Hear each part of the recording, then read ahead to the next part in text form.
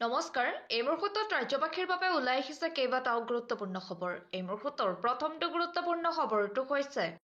দেশজুৰি শীঘ্ৰেই বলবৎ হ'ব নাগৰিকত্ব সংশোধনী আইন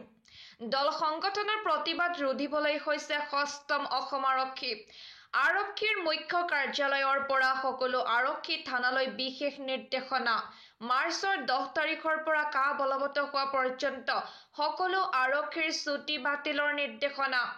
23 ফেব্ৰুৱাৰীত ভাৰপ্ৰাপ্ত বিষয়া সকলৰ ডিজিপিৰে হৈছিল বৈঠক থানাত কন্দুৱা গেছ লাঠি আদি সাজু কৰি ৰাখিবলৈ নিৰ্দেশনা ডিজিপি জিপি সিঙৰ ইতিমধ্যে স্পৰ্শকাতৰ অঞ্চল চিনাক্ত কৰিছে অসম আৰক্ষীয়ে দেশজুৰি শীঘ্ৰেই বলবৎ হ'ব নাগৰিকত্ব সংশোধনী আইন এই মুহূৰ্তৰ দ্বিতীয়টো গুৰুত্বপূৰ্ণ খবৰটো হৈছে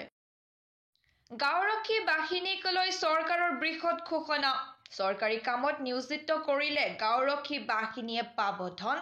চৰকাৰে গাঁওৰক্ষী বাহিনীৰ বাবে আনিলে নতুন সংশোধন গাঁওৰক্ষী বাহিনীয়ে গাঁওখনক নিৰাপত্তাহে দিয়ে এয়া এক স্বেচ্ছামূলক সেৱাহে যদিহে গাঁওৰক্ষী বাহিনীৰ লোকক নিৰ্বাচনী কামত নিয়োগ কৰে বানপানীৰ সাহায্য প্ৰদান আদিত নিয়োগ কৰে তেন্তে তেওঁলোকে পাব মাননি কিন্তু গাঁও সুৰক্ষাৰ বাবে কোনো ধৰণৰ টকা পইচা দিয়া নহয় বিধানসভাৰ মজিয়াত এই ঘোষণা কৰিছে অসমৰ মুখ্যমন্ত্ৰী ডক্টৰ হিমন্ত বিশ্ব শৰ্মাই গাঁওৰক্ষী বাহিনীক লৈ চৰকাৰৰ এই বৃহৎ ঘোষণা এই মুহূৰ্তৰ পৰৱৰ্তী গুৰুত্বপূৰ্ণ খবৰটো হৈছে বাল্য বিবাহক লৈ সদনত গৰজি উঠিল মুখ্যমন্ত্ৰী ডক্টৰ হিমন্ত বিশ্ব শৰ্মা অসমৰ পৰা সম্পূৰ্ণৰূপে নিৰ্মূল হ'ব লাগিব বাল্য বিবাহক লৈ কঠোৰৰ পৰা কঠোৰতম হৈছে মুখ্যমন্ত্ৰীগৰাকী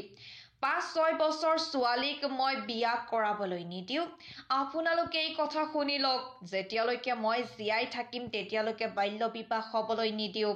মই আপোনালোকক ৰাজনৈতিকভাৱে চ্যালেঞ্জ কৰিছো 2026ৰ পূৰ্বে বাল্য বিবাহৰ দোকান মই বন্ধ কৰিম 5, 6, 7, 8 বছৰীয়া ছোৱালীৰ বিয়াৰ সপক্ষত থিয় হৈছে কংগ্ৰেছ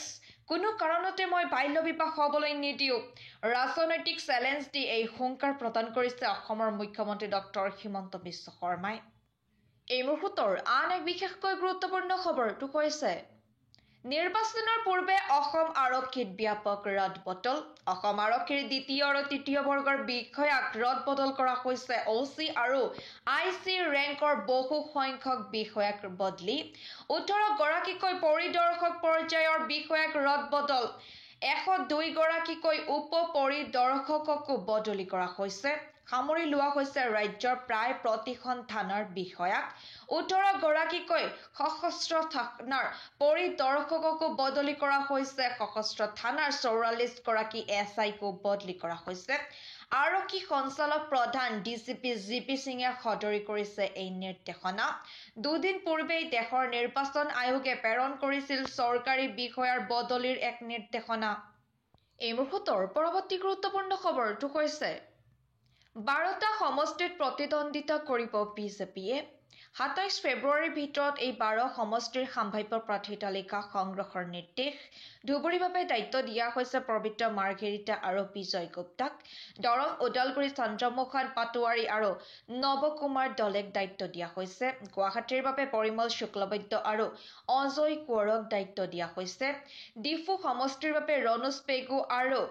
দীপ্লু ৰঞ্জন শৰ্মাক দায়িত্ব দিয়া হৈছে কৰিমগঞ্জৰ বাবে অজন্তা নেওগ আৰু বিজুলী কলিতা মেধিক দায়িত্ব দিয়া হৈছে শিলচৰৰ বাবে নন্দিতা গৰলুছ আৰু জয়ন্ত কুমাৰ দাসক দিয়া হৈছে দায়িত্ব নগাঁৱৰ বাবে কামাখ্যা প্ৰসাদ আৰু ৰেখাৰাণী দাসক বড়োক দিয়া হৈছে দায়িত্ব কাজিৰঙাৰ বাবে পীযুষ হাজৰিকা আৰু পল্লৱ লোচন দাসক দায়িত্ব প্ৰদান কৰা হৈছে তাৰ লগতে শোণিতপুৰৰ বাবে যোগেন মোহন আৰু অজয় কোঁৱৰক দায়িত্ব প্ৰদান কৰা হৈছে